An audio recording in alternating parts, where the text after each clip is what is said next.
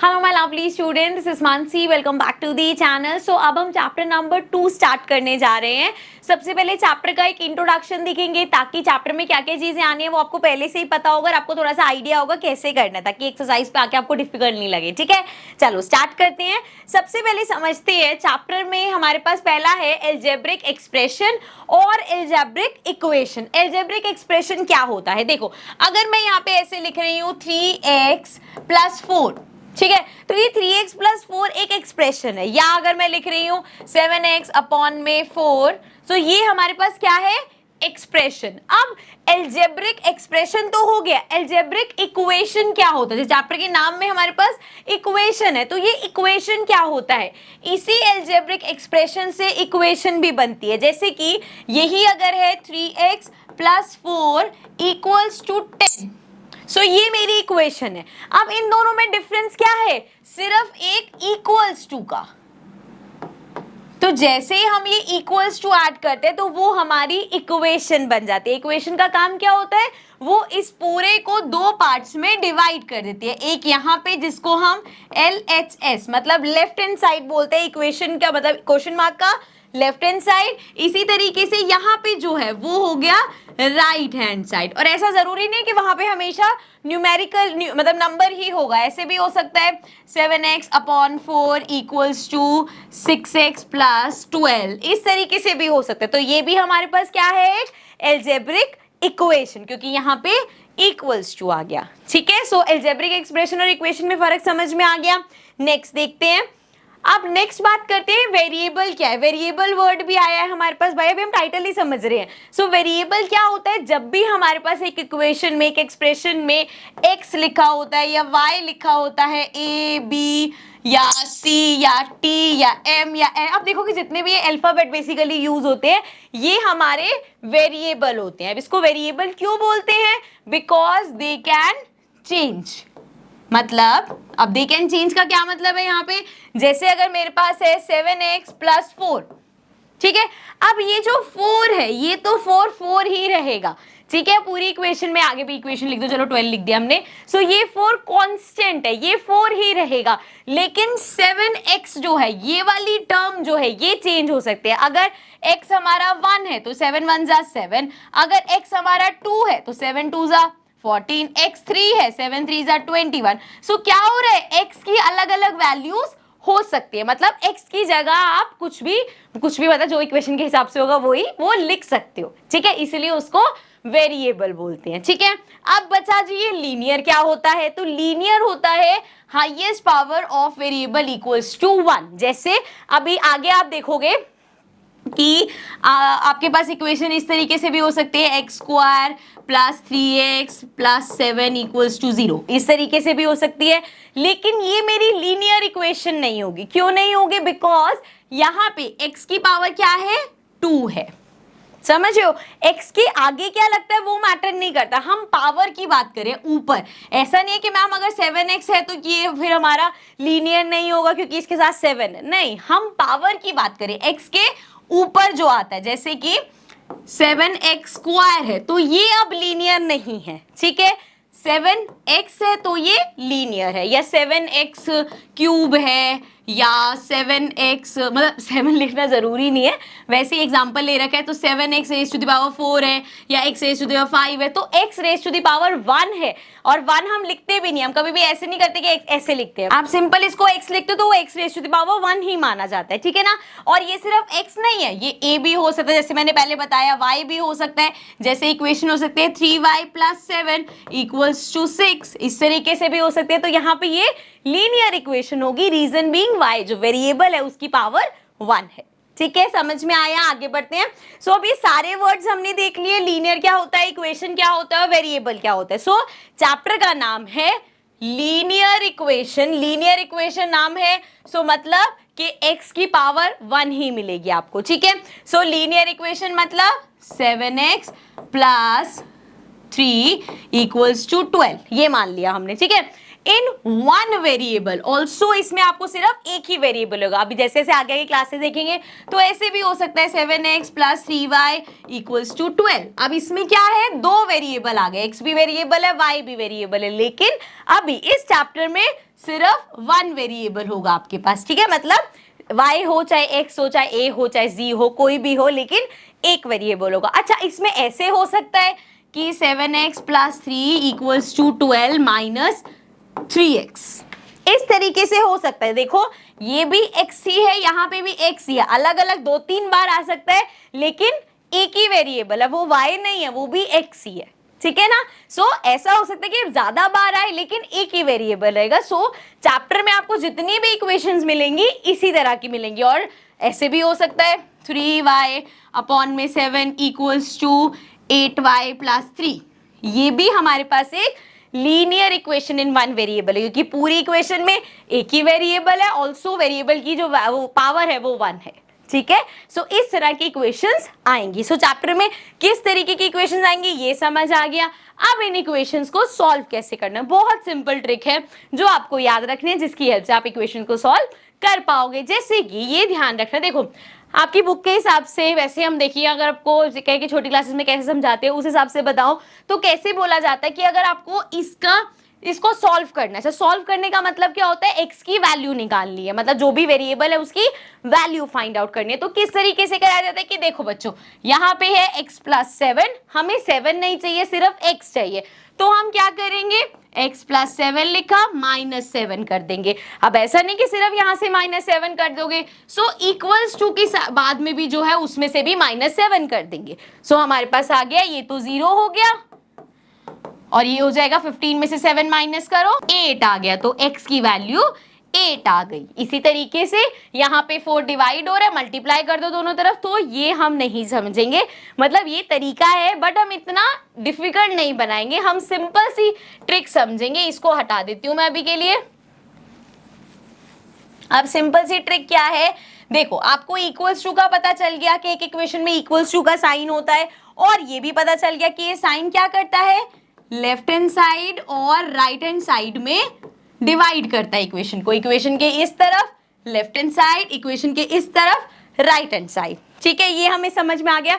तो बस हमें ये ध्यान रखना है कि अगर इक्वेशन में यहाँ पे कोई चीज प्लस हो रही है, उसको आप पूरा एज इट इज उठा के उधर भेज सकते हो, बस वो माइनस हो जाएगी। जैसे अगर यहाँ पे +4 है तो वो उधर जाके -4 हो जाएगा। आई नो शायद सुनने में कंफ्यूजिंग सा लगे, बट अभी हम करेंगे तो बहुत इजी लगेगा।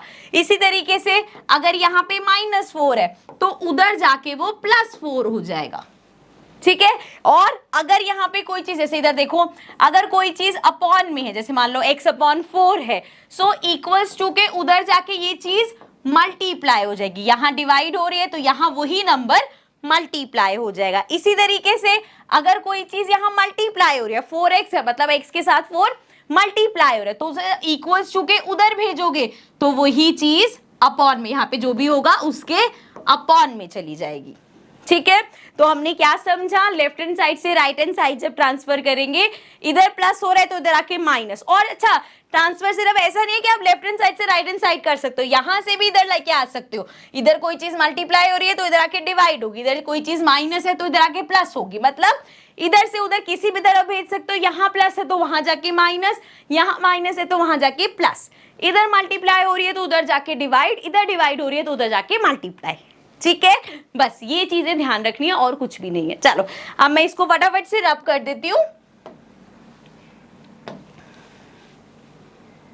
चलो अब देखो जरा, अब हमने ये तो समझ लिया इक्वेशन कैसे सॉल्व करनी है, क्या करनी है। अब करते हैं इन इक्वेशंस को सॉल्व। सो यहाँ पे अगर हम देखें लेफ्ट हैंड साइड में हमें सिर्फ x चाहिए, क्योंकि x की वैल्यू निकालनी है। इधर +7 है तो उधर जाके क्या हो जाएगा, -7। सो यहाँ पे आया x इक्वल्स टू +7 को उधर भेजा तो ये हो गया -7, ठीक है। 15 - 7 8, आंसर वही आएगा जो पहले आया था, लेकिन ये आपको लॉन्ग टर्म में, क्योंकि आगे इक्वेशंस और डिफिकल्ट होती जाएंगी, सो वो आपको हेल्पफुल रहेगा, ठीक है। और ये जो हम इधर से उधर ट्रांसफर करते हैं इसको बोलते हैं नंबर्स को ट्रांसपोज करना, ठीक है। चलो यहाँ पे आ जाओ। अब देखो यहाँ पे हमें x की वैल्यू चाहिए, सिर्फ x चाहिए।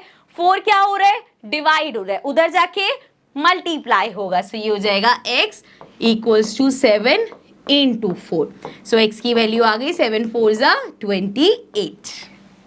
आई होप दिस इज क्लियर। आगे बढ़ते हैं, एक एग्जाम्पल और ले लेते हैं। 3x plus 5 equals to 11। अब यहाँ पे देखो, अगर मुझे यहाँ पे सिर्फ x चाहिए, सो यहाँ 3 भी है मेरे पास और 5 भी है। सो हम पहले जो इसके बिल्कुल साथ मल्टीप्लाई डिवाइड हो रहा है उसको नहीं छेड़ेंगे, पहले ये जो हमारे पास प्लस 5 है इसको भेज देते हैं। सो ये 3x एज इट इज आ गया, 11 यहाँ प्लस 5 है, इधर जाके -5 हो जाएगा। ओके, सो ये 3x as it is equals to 11 में से 5 माइनस करेंगे 6 आ जाएगा। ठीक है, अब यहाँ पे देखो x 3x के साथ मल्टीप्लाई हो रहा है तो उधर जाके डिवाइड होगा, तो यहाँ पे बचेगा सिर्फ x और ये 3 इधर जाके अपॉन में आ जाएगा, डिवाइड हो जाएगा। ठीक है, अब ये कैंसिल आउट हो सकते हैं ना, 3 1 जा 3, 3 2 जा 6, तो x की वैल्यू आ गई 2। ठीक है, क्लियर है, समझ में आ गया। उस क्वेश्चन पे चलते हैं। अब यहाँ पे देखो, एक तो यहाँ पे हमारे पास +3/2 है, ऑल्सो इक्वल्स टू की उस तरफ पे भी हमारे पास वेरिएबल वाली टर्म है।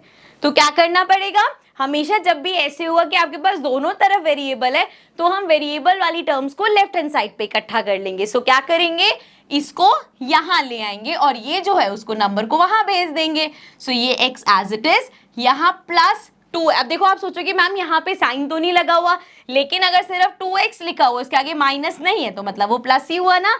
सो उधर +2x है तो इधर आके -2x हो जाएगा। सो ये हो गया -2x इक्वल्स टू, इसको उधर भेजना है, यहाँ ये प्लस का है, इधर जाके -3/2 हो जाएगा।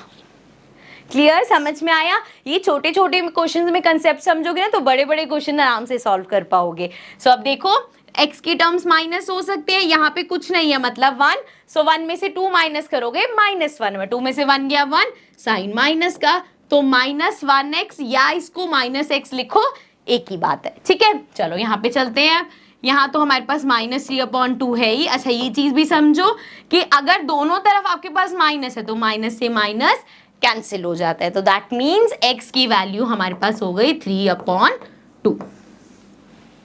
आई होप दिस इज क्लियर, समझ में आ गया होगा। आगे बढ़ते हैं। अब थोड़ा सा ये लेवल अप वाला क्वेश्चन है, उसको भी एक यहाँ पे इंट्रोडक्शन में ले लेते हैं, बाकी फिर एक्सरसाइज में हमारे पास खूब क्वेश्चन है, अच्छे से आपकी प्रैक्टिस हो जाएगी। So reducing equations to simpler form. अब इस इक्वेशन को हम सिंपलर फॉर्म में रिड्यूस करके सॉल्व करेंगे। तो यहाँ पे देखो क्या करना पड़ेगा, यहाँ पे एक्स की टर्म ये है हमारे पास, यहाँ पे भी x की टर्म है। तो अभी हमने क्या देखा था, जब भी दोनों तरफ x की टर्म्स होगी तो उसको हम लेफ्ट हैंड साइड पे रख लेंगे, मतलब ये पूरा यहाँ आ जाएगा और ये जो +1 है इसको उधर भेज देंगे। सो ये एज इट इज 6x + 1/3 और ये इधर आ जाएगा माइनस, क्योंकि ये पूरा प्लस का है ना, तो -x - 3/6। क्लियर ये चीज। और यहाँ पे इक्वल्स टू के बाद इधर +1 है, उधर जाके -1 हो गया। ठीक है, समझ में आया। अब इसका एलसीएम ले सकते हैं हम, 6 और 3 का एलसीएम लोगो क्या आएगा, 6 और 3 का एलसीएम 6 आ जाएगा, है ना, क्योंकि 3 के टेबल में भी आता है, 6 के टेबल में भी आता है। अब 3 के टेबल में 6 कब आता है, इनटू 2 पे, 3 2 जा 6, तो मतलब ये पूरा भी 2 से मल्टीप्लाई होगा। अब इसको कैसे लिखेंगे, पूरा 2 से मल्टीप्लाई होगा, पहले 2 लिखा और ब्रैकेट में 6x + 1। ठीक है, ये चीज समझ आई। माइनस, इसको एज इट इज लिख दो x। अच्छा, यहाँ पे ध्यान रखना है x - 3 दो टर्म्स है ना, तो इसको ब्रैकेट में रखना है। सो बाहर माइनस और x - 3 ब्रैकेट में। अगर ये चीज नहीं करोगे तो आगे साइन की गड़बड़ आएगी, क्योंकि हमें पता है ब्रैकेट के बाहर जब माइनस का साइन होता है अंदर वाले साइन चेंज होते हैं। तो अगर आप ब्रैकेट नहीं लगाओगे तो आंसर गलत आएगा, क्योंकि आपने फिर सिर्फ x के साथ माइनस लगाया, इस 3 का माइनस तो चेंज किया ही नहीं, क्योंकि बाहर कुछ नहीं है मतलब 1 है ना। सो 1 इससे और इससे मल्टीप्लाई होना है। बस ये ध्यान रखना, ब्रैकेट के बाहर जब माइनस होता है अंदर के साइन चेंज होते हैं, इसलिए यहाँ ब्रैकेट लगाना जरूरी है। ठीक है, चलो इक्वल्स टू में लिख दिया -1। आगे लेके चलते हैं इसको। नाउ 2 × 6 इज 12, सो ये आ गया 12x, साथ में +2 × 1 इज 2। ओके, एंड माइनस, अब ये देखो यहाँ समझ लो -1 है, -1 को x से करेंगे -x हो गया, एंड -1 को 3 से करेंगे माइनस माइनस प्लस हो गया। यही मैंने अभी आपको बताया था कि जब भी ब्रैकेट के बाहर माइनस होता है अंदर के साइन चेंज होते हैं। पहले x प्लस का था वो माइनस का हो गया, 3 हमारा माइनस का था वो प्लस का हो गया। ठीक है, और अपॉन में हमारे पास क्या है 6 इक्वल्स टू -1। ठीक है, यहाँ तक समझ आया। आई नो एकदम से थोड़ा लेवल बढ़ गया, बट इस तरह के क्वेश्चन हम बहुत सारे करेंगे तो परेशान नहीं होना कि ये तो क्वेश्चन ही बड़ा डिफिकल्ट है। यहाँ पे बस इंट्रोडक्शन में आपको बता रही थी कि इस टाइप के क्वेश्चन आते हैं और कैसे करते हैं। बाकी अभी एक्सरसाइज में बहुत क्वेश्चंस की प्रैक्टिस करेंगे। चलो कमिंग बैक हियर, अब यहाँ देखो इस पूरे में 6 क्या हो रहा है, डिवाइड हो रहा है, उधर जाके मल्टीप्लाई हो जाएगा। So 12x plus 2 minus x plus 3 equals to 6, यहाँ डिवाइड हो रहा है, इधर जाके मल्टीप्लाई हो जाएगा। समझ में आई ये चीज? अब यहाँ देख लो x की टर्म्स ये है और ये है, 12x में से x माइनस करो, 11x आया, प्लस प्लस दोनों प्लस होंगे, 3 प्लस 2 5 इक्वल्स टू 6 1 6, लेकिन माइनस का। अब यहाँ पे अगेन प्लस 5 है तो हमारी सिंपल इक्वेशन आ गई। सो प्लस 5 को उधर भेज देंगे, यहाँ है 11x equals to minus 6 plus 5 उधर जाके माइनस 5 हो जाएगा। So minus minus plus 6 plus 5 is 11, लेकिन माइनस का, बड़े वाले के साथ माइनस का साइन है। एंड यहाँ पे हमारे पास है 11x, x निकालना है, कैसे निकालेंगे, 11 यहाँ मल्टीप्लाई हो रहा है, इधर आके डिवाइड होगा, तो माइनस 11 अपॉन 11, 11 से 11 कैंसिल हो जाएगा, x इक्वल्स टू आ गया -1। ओके, सो इस तरह से अगर हमारे पास ऐसा कोई क्वेश्चन होगा तो उसको सिंप्लीफाई करके हम सॉल्व करते हैं। ठीक है, ये लास्ट टॉपिक था इस चैप्टर का। आई होप आपको चैप्टर के बेसिक समझ में आ गए होंगे। बाकी जो कैलकुलेशंस वगैरह है वो जब हम एक्सरसाइज के क्वेश्चन करेंगे, एग्जांपल्स करेंगे बुक के, तो आपको समझ में आने लग जाएंगे। So now I will see you with the exercises of this chapter, but if you haven't subscribe the channel yet, please make sure to subscribe the channel. अब मिलेंगे आपसे एक्सरसाइजेस, ऑल्सो इस चैप्टर के एग्जाम्पल्स भी discuss करेंगे। ठीक है, तो नेक्स्ट वीडियो में मिलते हैं एक्सरसाइजेस के साथ। Bye bye for now.